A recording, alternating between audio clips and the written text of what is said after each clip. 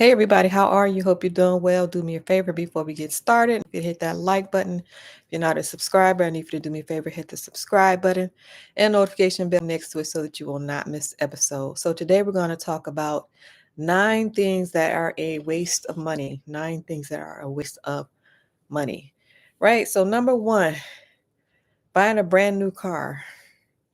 So cars, they typically lose around 20% of their value the first year, and then around 50% of their value around year 4 or 5. So, brand new car is a waste of money. Generally, it's a better idea to buy a used car, like a 3 year old or 4 year old car, right? So, the choice is actually yours. But just to remind you that a brand new car is a waste of money, and that is because it loses value so rapidly. All right. Number two, expensive courses and coaching. All right, so paying $20,000 for a one-on-one consultation, that is a complete waste of money. Paying things like $40,000 for a real estate course is a complete waste of money. All right, so these things are out here. Things are real. And I'm hoping that you don't get caught up in the scam. All right. $40,000 for a real estate course. And typically, what you're going to end up with is minus 40K from your account and no real change in your life. So you could have spent that $40,000 and just went and bought you a house. That's what you could have did. All right. So hopefully, I can save somebody watching. Buying expensive courses and coaching is a waste of money. All right, that is number two.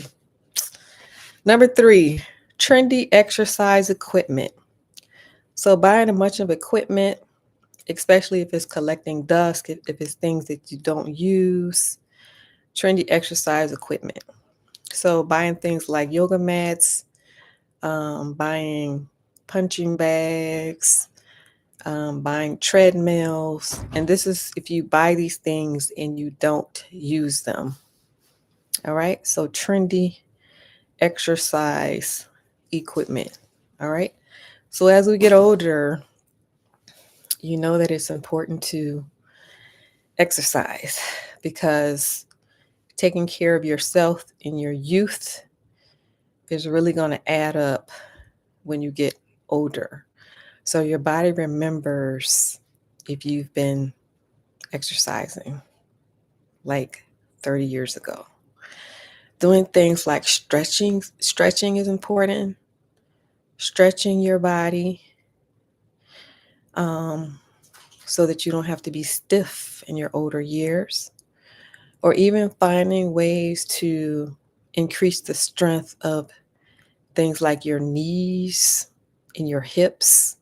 Like, even if you just do a little research on YouTube to find out important exercises that are going to strengthen your knees and your hips, your joint areas, so that you can walk in your older years, that you're not bedridden in your older years, like you're still walking around to the day that you die. So things like that is important. Strength training around your joint areas, your knees, your hips, doing a little bit of research on those kind of exercises to do, right? So taking care of yourself now in your younger years is going to benefit you in your older years.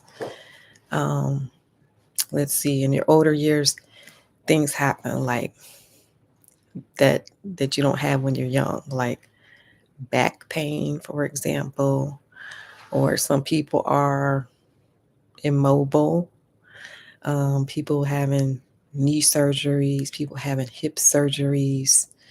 So some of the things can be avoided if you start taking care of yourself now. which is easier said than done, right? We're all busy, right?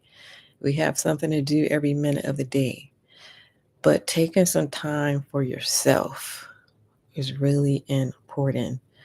So, taking care of your older self by taking care of your younger self now. All right. And then doing a little bit of research on what those exercises are, what those strength training exercises are, and what the stretching exercises are to avoid the stiff muscles in your older years. All right. So, going off on a little tangent here, but just realizing how important it is, um, so that you can kind of avoid um, some of those things in your latter years. Like, you don't have to experience it if you start taking care of your body now. However, if you're buying a bunch of equipment, like I said, it's just collecting dust, you're not using it, buying yoga mats, buying treadmills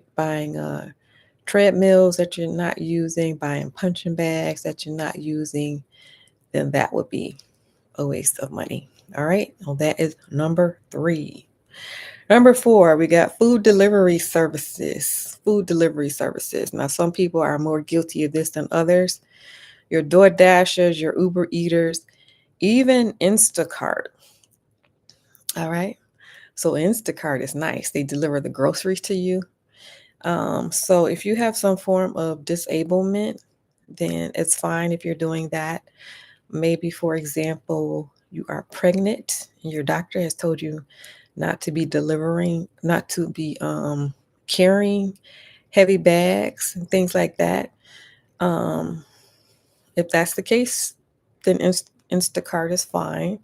However, if you are a well-able body, then you can save yourself a lot of money by just going to the grocery store, getting it, just going to go pick up your food. So it's like, what, a 10-minute drive, get in your car, go on that 10-minute drive, get the food, or better yet, cooking, starting a new habit of cooking. Maybe one day a week you're going to cook, and it's going to be a new habit. That would be even better. But food delivery is a complete waste of money, and that is, you're wasting about $20 every time you do it. And that $20 really adds up, right? You can get up to $400, $500 a month if you're really excessive with that. So, food delivery, that is a complete waste of money. So, you want to cross that out completely. Well, you don't have to cross it out completely, but um, the vast majority of it, you're going to cross that out. That is the food delivery. That is number 4. Number 5, lottery tickets. Lottery tickets is a complete waste of money. Some people do that more than others, but that is a complete waste of money. Generally, poor people buy lottery tickets because they want this big win. They want to get out of the situation that they are in, and they figure that lottery tickets is the way to go. So, but lottery tickets are essentially a tax on the poor, and this is a complete waste of money. So that is number 5. Number 6, we got unused subscriptions. Unused subscriptions. So that is a great business model if you are in some kind of business, creating some kind of subscription business. However, for the consumer, it's a complete waste of money, especially if you are not using it. It's a good way to sneak in and take your money out of your pocket every month, and you don't even notice that it's gone because you forgot that you signed up for it. Or maybe you realize that you signed up for it, but you just haven't taken the time to unsubscribe. Why? Because you have to find the phone number, and then you got to take the time to find the phone number. Maybe you have to go through 2 or 3 different people to get the cancellation. So you have to go through a little bit of trouble to get the cancellation, and you have not taken the time to do that yet. So unused subscriptions, gym memberships, That is one example of unused subscriptions, but there are unused subscriptions happening all over the place. So this could be gym memberships. It could even be an insurance that you're not using, for example. All right. But unused subscriptions. So remembering to comb through your checking account, comb through your credit card accounts, and look and see what is being charged and see if it's anything that you can cancel. All right. That is number 6. Number 7, we have credit card interest. Credit card interest. So they are making money off of you when you charge your credit card. They are charging you interest. They're making money off of that interest. The interest is compounding. And so you can avoid paying interest by paying the balance before it is due. However, you do want to make sure not to pay it off to zero, because when you pay it off to zero, what sometimes they will do is they will cancel the card completely. But that is a way to avoid paying interest, and that is to pay the balance before it is due. So that is number 7.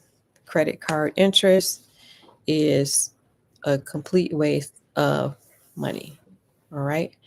And you can get a handle of that by just looking at your credit card, looking to see how much is on the credit card and what's your plan to pay that credit card off instead of just letting it sit there for months and months. Having some kind of plan on how you're going to pay it off and when you're going to pay it off. All right. Number 8, overpriced tech gadgets is a complete waste of money. So upgrading your phone every year, that is an example of wasting money on tech gadgets, overpriced tech gadgets. So every year the phones are upgraded. They're doing something to the phones to upgrade the phones every year. And by you going into the store and making sure that you get that upgraded phone every year, that is a complete waste of money. That is number 8. So number 9, lastly, that is name brand clothes. Name brand clothes. So wearing the Gucci, the Prada, the red bottom shoes, those are all examples of a complete waste of money. Buying name brand clothes that are too expensive, right? Too expensive. So name brand clothes, that is a complete waste of money. All right. So when it comes to money, just a reminder to get back to tracking your spending.